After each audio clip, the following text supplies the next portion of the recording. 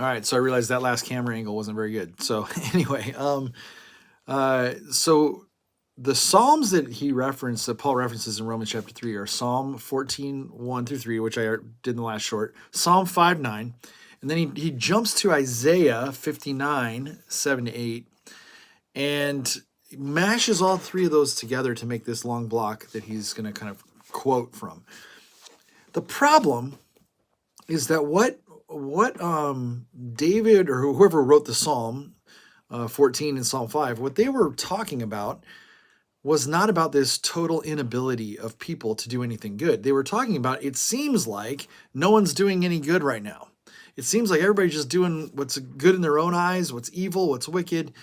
And so that's the thing they're pointing out there in those Psalms, from the context of those Psalms.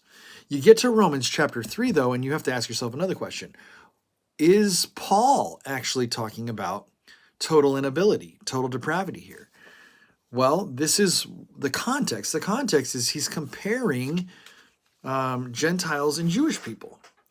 He's saying, look, the Gentile people have a law of consciousness, and here's where they're at and they're standing. The Jewish people, though, have the law of God. And so he says it in verse 9, what then are we, talking about Jewish people, any better off?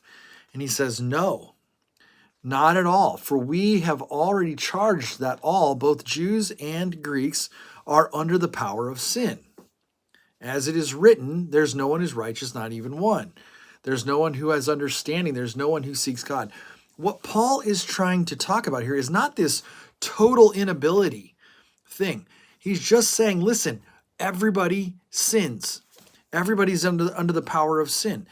Just because we have Torah as Jewish people doesn't mean that we're any better off than the Gentile people. We both sin. We both have the problem of sin to deal with, which is what he then concludes throughout this whole chapter. In verse 23, he says, for all have sinned and fall short of the glory of God. Like, this is his point. All have sinned. We all have a sin problem. None of us has an advantage over one another.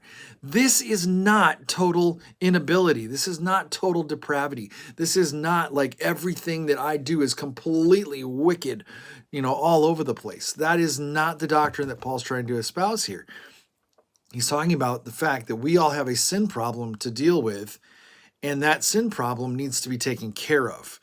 Okay, so in the next short, I'm going to talk about, so how did this doctrine really start gaining ground? Where did it come from? And how did it kind of move towards the place where Calvin finally, wrote and did what he did? I'll do that in the next short.